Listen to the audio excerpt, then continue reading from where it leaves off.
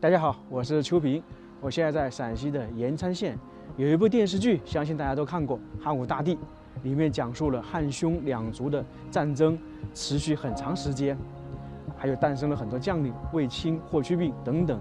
那么，由于匈奴是游牧民族，它机动性很强，所以对汉朝产生了很大的威胁。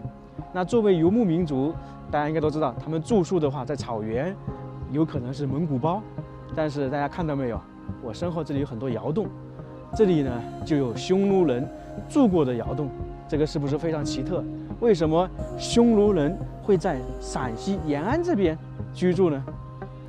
这里是在陕西延昌县的乾坤湾景区，我们现在看到的画面就是黄河，这个场面非常壮观。黄河在这里拐了好几道大弯，270度的、320度的。这里就被称为黄河天下第一湾乾坤湾。在这个黄河两边有很多古村落，我们刚刚说的匈奴人住过的窑洞就在黄河不远处。走到陕北，到处都能看到窑洞。那前面这些窑洞也是比较有特色的，它跟我们平时看着完全那种土窑洞不一样，它外面还有装饰，就是相当于有砖或者石头结构组成。那么这些窑洞有一个特点，大家看到它上面都是椭圆形，下面是方的。那这个其实也是有含义的，就是我们常说的汉民族天圆地方的一种说法。窑洞建设也是如此。匈奴可能很多人是通过影视剧知道的，比方说秦始皇那个时候的，就是蒙恬打击匈奴，还有汉武大帝。那么现在已经没有匈奴这个民族存在了，不知道去哪里了。但是匈奴存在确实比较悠久，你看看，在秦朝那个时候就有了，那个时候起码是2200年前。后面在两汉时期一直跟汉朝打仗，不管是西亚还是东汉都是如此。那么为什么陕西这个地方会有匈奴呢？它是这样的，魏晋南北朝大家知道五胡乱华，当时就是西晋王朝灭亡之后，迁到南方就变成东晋。那在北方呢，就是很多这种军阀轮流上台，就变成皇帝。当时有一个匈奴人叫赫连勃勃，他呢建立了一个大夏王朝，他的都城是统万城。他去世之后，他的陵墓就埋在陕西延昌县，叫做嘉平陵。所以当时这一块可能属于他的统辖范围，那自然而然就有居住的环境。那在陕北大家知道，从古至今基本上大部分住的都是窑洞。那么匈奴人当时可能是在民族融合，他可能也学习我们汉族的住宿方式，那可能也就是住在窑洞里面。你包括现在陕北还有很多人居住在窑洞里面。我们前方这个就典型的窑洞啊，天圆地方，上面是半圆，下面是方的，这个就是一定的含义在里面。赫连勃勃统治这一块大概是在魏晋南北朝，离现在是1500年左右，所以等一下我们看到的窑洞就大概有1500年，历史非常悠久吧。我们平时说看一个建筑几百年都不得了，特别是地主大院，没想到它这个能够存在1500年，我都想象不出来啊！一个窑洞能存在1500年，窑洞太多了。走到陕北看窑洞，还会发现窑洞前面会放一个这种石磨，因为他们很多东西靠这种石碾石磨把它弄出来。那这些窑洞呢，基本上都废弃了。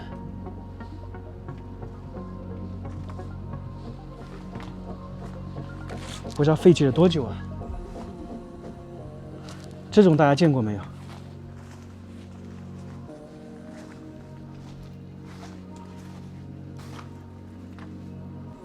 这个就是当年的窑洞，现在破损的比较厉害。这是当时他们炕啊，然后里面还有一些工具，这是当地村民不知道多少年前住的。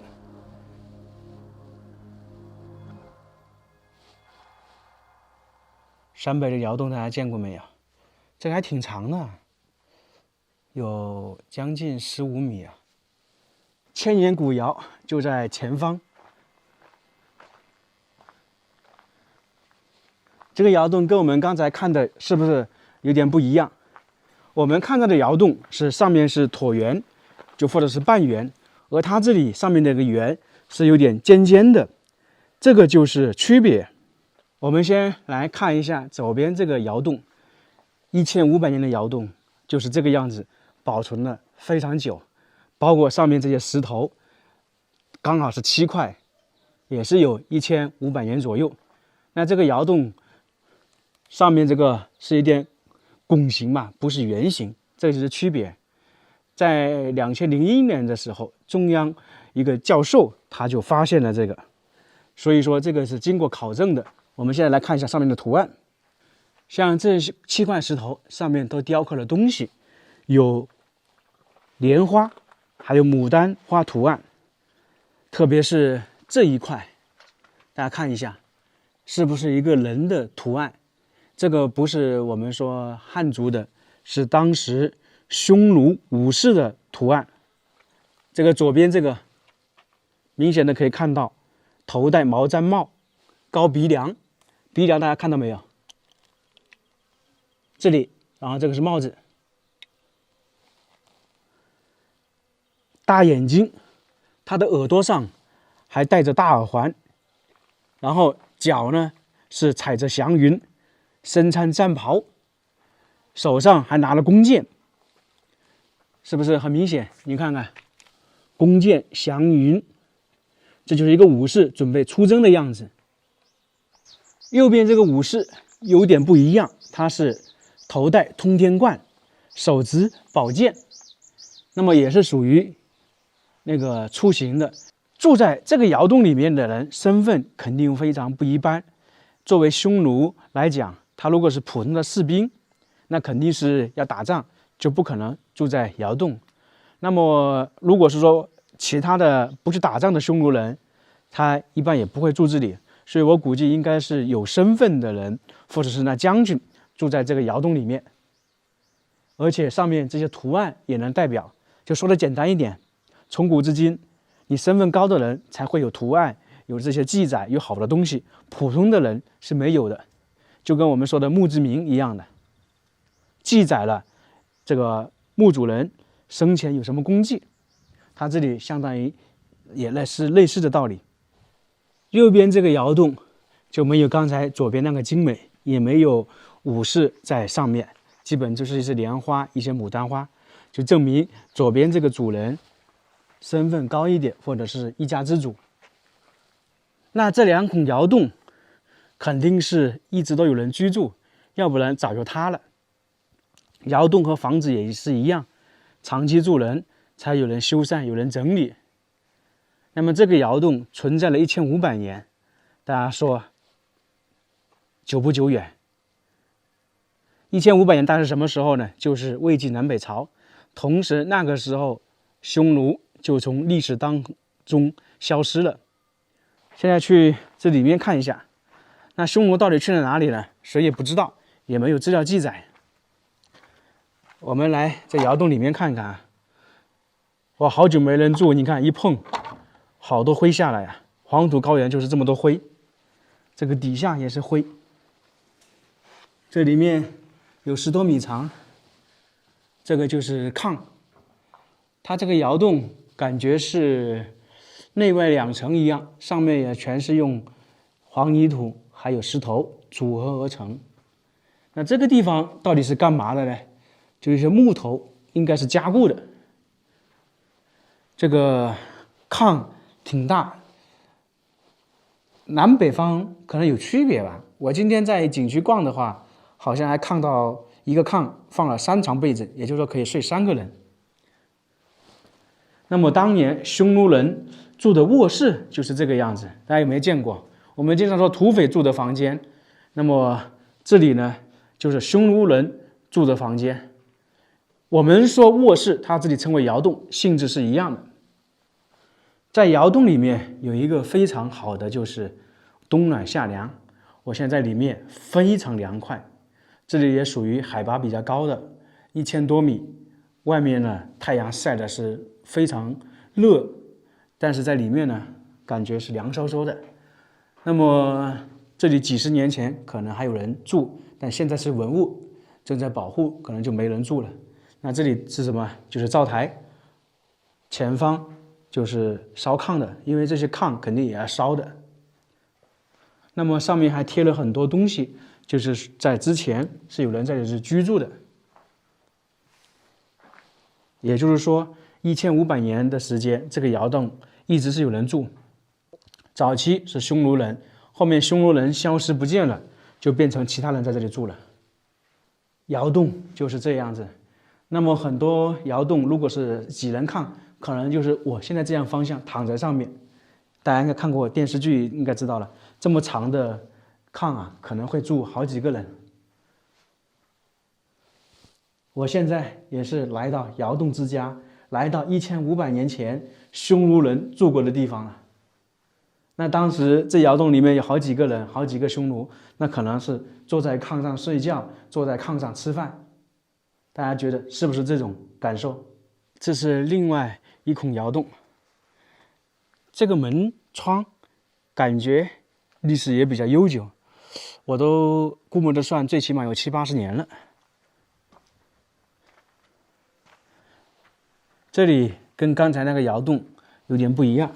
首先就是说炕短一点，但是大一点，长度也没有刚才那么长。你像这些窑洞就跟我们平时看到的窑洞不一样，一般正常老百姓修建的窑洞它都是比较平的，而这里匈奴人修建的窑洞就感觉不规整。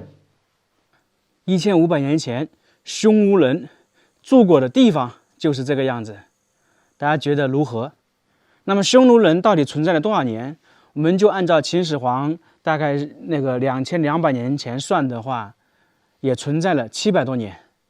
尽管说很多人以为汉武帝打匈奴打赢了，其实那个时候匈奴还存在了将近500-600年的时间。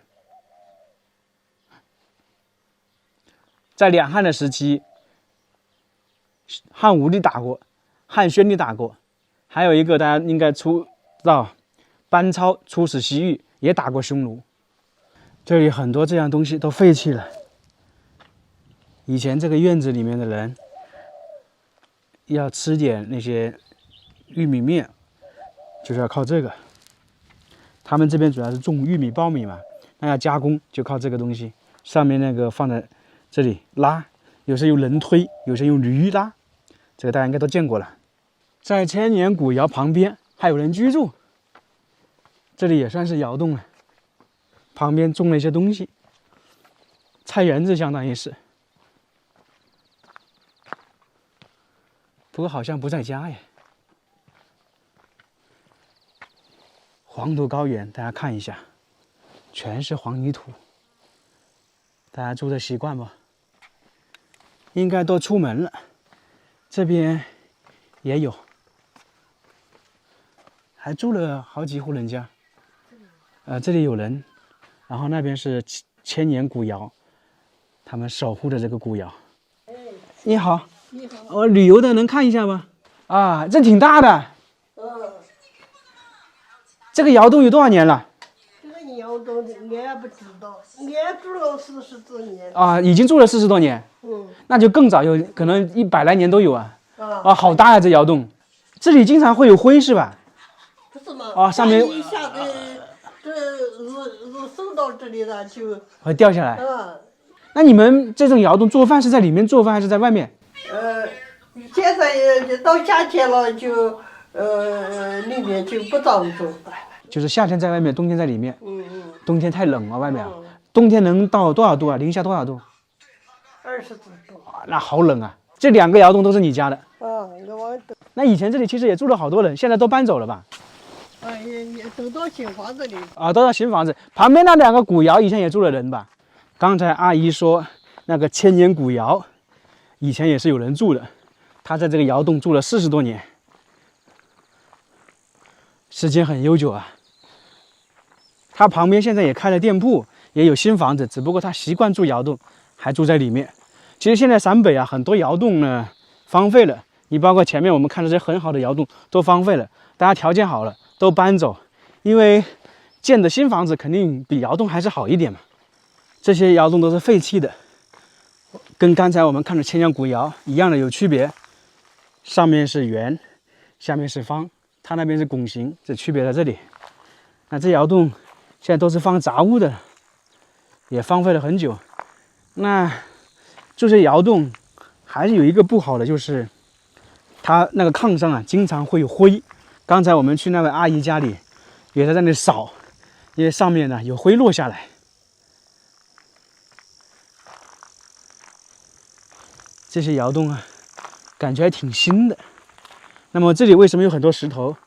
就是说他们夏天可能就在这里做饭、弄东西，因为这是相当于是在自己家里门口嘛。